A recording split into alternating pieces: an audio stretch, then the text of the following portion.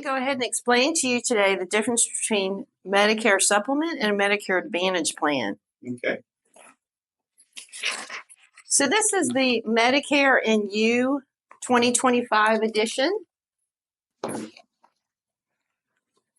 we're going to go ahead and go over original Medicare with a Medicare Supplement and then a Medicare Advantage plan, which is a Part C.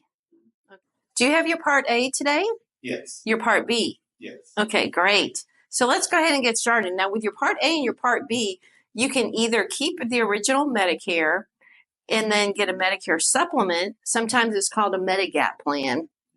Or you could get a Part C, which is a Medicare Advantage plan. And I'm going to tell you the pros and cons of both of them. Okay. One reason why people like the original Medicare with a Medicare Supplement is you can go to any doctor or hospital that accepts Medicare.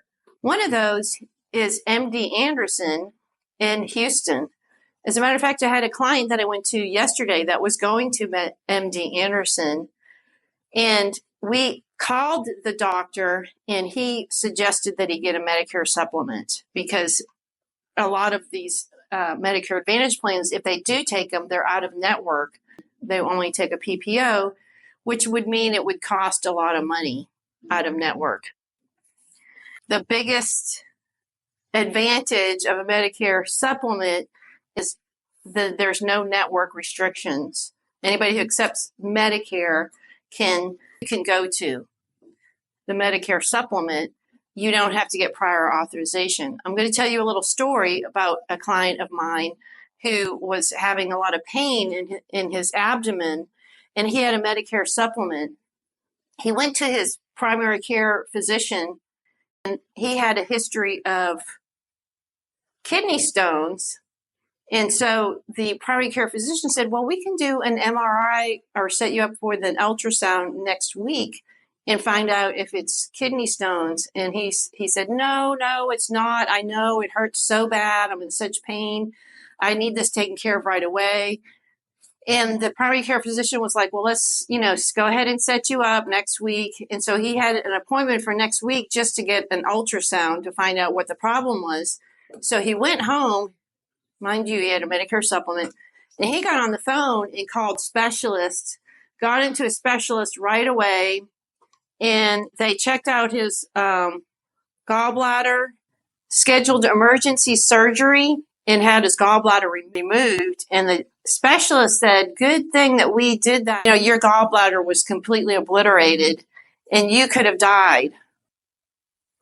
He was able to do that right away because he had a Medicare Supplement. If he had a Medicare Advantage plan, he'd have to get prior authorization from the insurance company, wait to authorize surgery, and it would take a long process. Possibly is one good thing about having no network restrictions, right? Mm-hmm. The disadvantage of a Medicare Supplement, it does cost more. Paying $185 for your Part B, right? Mm-hmm. On top of that, you're looking at probably about $150 more a month for a Medicare Supplement. Mm-hmm. And this is just a rough estimate. But also, it's just for medical, so your Part D, which is your prescription, would be separate. Mm-hmm. And it doesn't cover dental or vision either. So it's just medical. Mm-hmm. The nice thing about the Plan G, which is the one that I recommend, is it covers everything except your deductible for your Part B, which is your doctor visit. So the first part of the year, you would have a $257 deductible that you'd have to pay. Mm-hmm. But throughout the rest of the year, anything else that you do, whether you had surgery, you had MRIs, you had anything that needed to be done, it wouldn't cost anything. Doesn't sound bad at all. Okay. So Medicare Advantage plan, which is completely different, and you can only get one or the other. That one is an HMO or PPO, so you have to only be in network. And you only see the doctor and hospitals that are in that network, whether you choose an HMO or a PPO. An HMO is a more restrictive network. A PPO is a little bit of a broader network. And you can go out of network oftentimes with a PPO, although it is more expensive. There are co-pays and deductibles that you have to meet out-of-pocket expenses with a Medicare Advantage plan. Do you still need a prior authorization with the PPO? Yes. Okay. Only with an HMO do you need a referral. With PPO, you can go see your specialist without a referral. Okay. So that is a big difference. However, the pros and cons of HMO and PPO with Medicare is the HMO is usually copays are less expensive, whereas the PPO, the insurance company feels like, well, we're giving you a bigger network, so we're not going to give you as much as far as the perks go. With the Medicare Advantage plans, a lot of times they do not cost more. You're paying the $185. A lot of them are zero premium plans. All you do is you pay your $185 and you'll have a plan that's in a certain network. It's managed care is what it's called.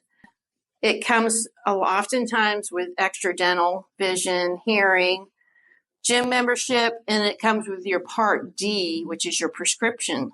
There's going to be copays out of pockets, and you are in a managed care network. Is there any questions on the differences between a Medicare Supplement and a Medicare Advantage plan? No. So which one did you want to sign up today, Mr. Smith? The first one. The Medicare Supplement? Yes. Okay.